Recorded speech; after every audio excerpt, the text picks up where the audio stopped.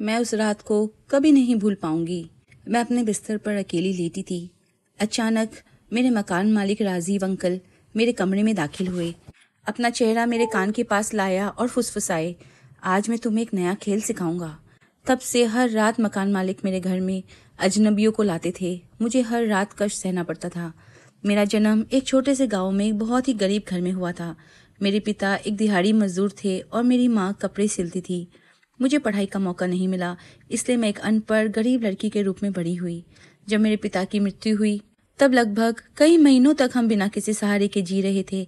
हमारे पास जाने के लिए कोई जगह नहीं थी, लेकिन हमारे मकान मालिक बहुत अच्छे थे। उन्होंने हमें बिना किराए लिए रहने दिया। अगर उन्होंने मदद नहीं की होती तो शायद मेरी माँ और मैं भूख से ही मर जाते। इसलिए मेरी माँ और मैं उन्हें बहुत इज्जत देते थे और पूरी तरह से उन पर भरोसा करते थे। मेरी माँ मकान मालिक के घर बर्तन धोने और पड़ोसियों के कपड़े सिलने जैसे छोटे मोटे काम करके पैसे कमाती थी। हमारा जीवन बहुत ही कठिन था। अब मैं 18 साल की हो गई थी और मेरी माँ चाहती थी कि मेरी शादी हो, लेकिन हमारे पास पैसे ही नहीं थे। माँ हमेशा कहती थी, हमारा पेट तो मकान मालिक की वजह से ही भर रहा है। पापा के निधन के कुछ महीनों बाद एक दिन मकान मालिक हमारे घर आए और माँ से कहा कि उनके पास मेरे लिए एक बड़ी खुशखबरी है। उन्होंने बताया कि उनके दोस्त का दिल्ली शहर में एक होटल है जहाँ मुझे वेट्रेस का काम मिलेगा। उन्होंने कहा कि मैं गोरी हूँ, सादी और सुंदर हूँ और मुझे होटल में अच्छा काम मिलेगा। मुझे और भी खुशखबर दी गई कि ऐसी लड़कियों को पसंद किया जाता है क्योंकि वे बहुत सारे नए ग्राहक आकर्षित करती है। ये सुनकर मेरी माँ बहुत खुश हुई, लेकिन मैं अंदर ही अंदर बहुत डर गई थी। मैं एक सामान्य गांव की लड़की थी। मैंने कभी शहर को नहीं देखा था। शहर का माहौल कैसा होगा, वहाँ के लोग कैसे होंगे, मुझे इसके बारे में कोई जानकारी नहीं थी। मैंने मकान मालिक से पूछा, शहर जाकर मैं क्या करूँगी? आपने मेरे लिए क्या काम का इंतजाम किया है जिसे लेकर आप इतने खुश हैं?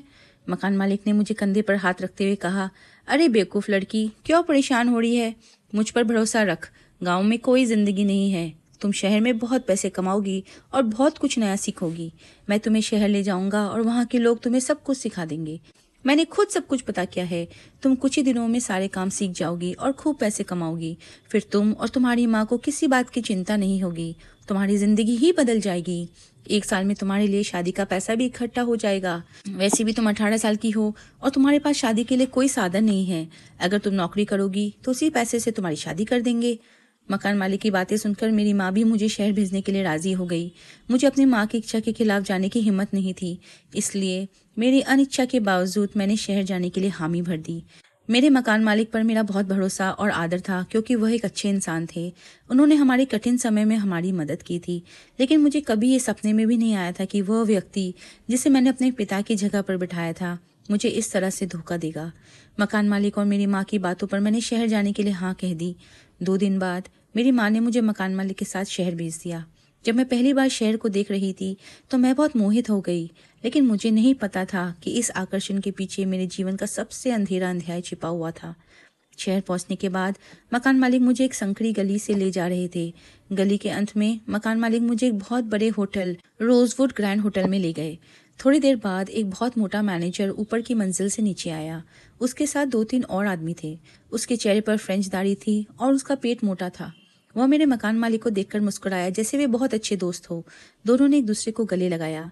मैंने समझ लिया कि यही व्यक्ति इस बड़े होटल का मालिक है। मकान मालिक ने उसके साथ बातचीत शुरू की। फिर मकान मालिक के दोस्त ने मुझे सिर से लेकर पैर तक घूरते हुए देखा। क्या यही लड़की है? हाँ, ये वही है जिसके बारे में मैंने बताया था। हाँ, ये बिल्कुल सही है, वो आदमी बोला। ये ग्राहकों को शहद की तरह आकर्षित करेगी। मैं इसे 15,000 रुपये प्रति महीना दूंगा। इसे बाकी लड़कियों के साथ रखा जाएगा। मेरे दिल की धड़कन तेज हो गई। मुझे पूरी तरह से समझ नहीं आया कि वह क्या कह रहा था, लेकिन कुछ ऐसा था जो गलत लग रहा था।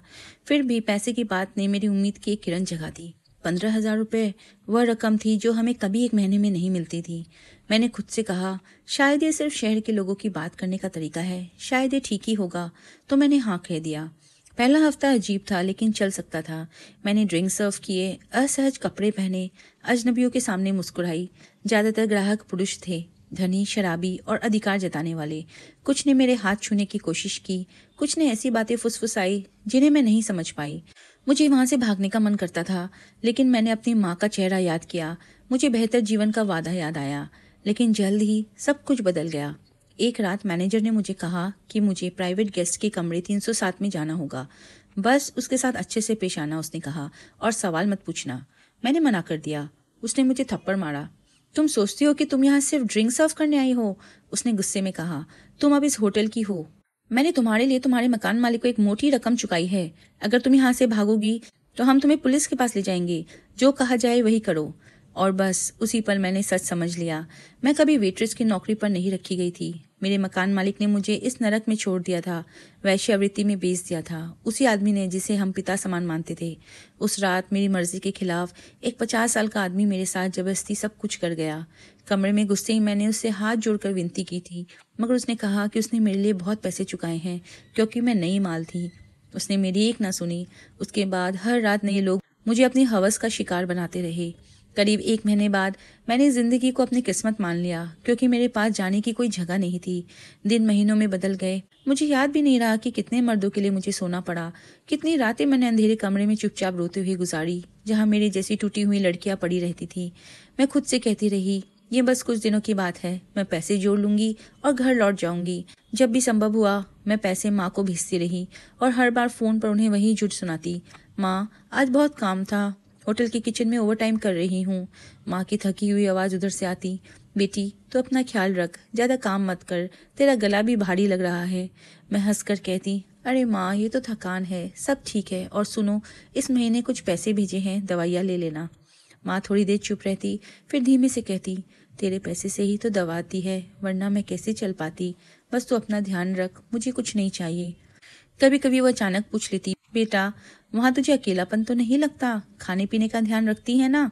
मैं जल्दी से जवाब देती, हाँ माँ, यहाँ सब ठीक है, लोग भी अच्छे हैं, बस काम बहुत है। वो संतुष्ट होकर कहती, ठीक है, मुझे तेरा यकीन है, बस जल्दी लौट आना। और मेरा गला बढ़ाता, लेकिन मैं कह देती, हाँ माँ, बहुत जल्द। पर जिंदगी का भी इंतजार नहीं करती कि सपने पूरे हो। एक दिन पड़ोसी का फोन आया। माँ अपनी नींद में ही चल बसी थी। मुझे याद नहीं कि अगला हफ्ता मैंने कैसे गुजारा। मेरे भीतर कुछ टूट गया। मैं न रोई न चीखी, बस कमरे के कोने में बैठकर दीवार को ताकती रही। धोखे, झूठ और टूटी उम्मीदों को बार बार जीती रही। मैंने अपना जिस्म और आत्मा बेच डाला था, और फिर भी उस एक शख्स को खो चुकी थी जो मेरे लिए सबसे अहम थी। अगली सुबह ही मैंने होटल छोड़ दिया। थोड़े बहुत पैसों के साथ भाग निकली। कई महीनों तक मैं छिप कर रही और छोटे मोटे काम किए, सफाई, कपड़े धोना, सिलाई, ठीक वैसे ही जैसे माँ किया करती थी।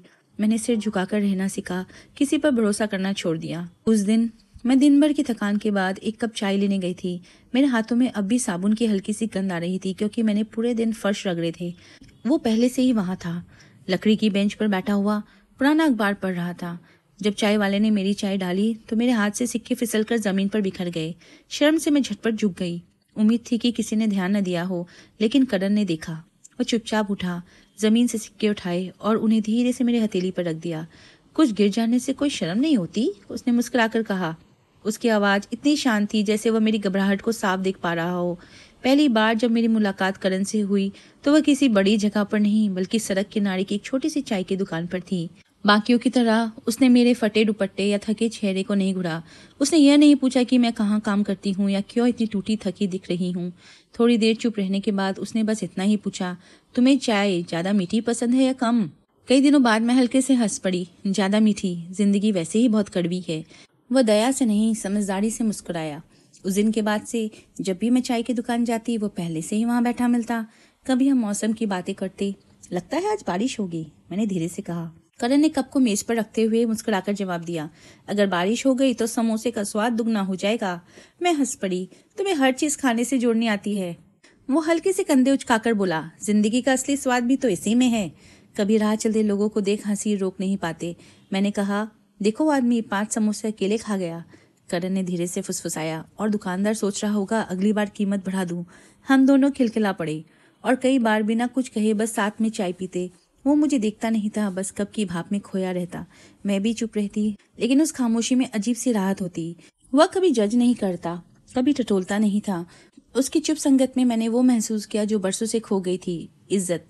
जब भी उसकी नजरें मेरी नजरों से मिलती, मुझे जैसे भरोसा मिलता कि मुझे खुद को समझाने की जरूरत नहीं है। धीरे धीरे उसका होना मेरे लिए एक सुरक्षित जगह बन गया।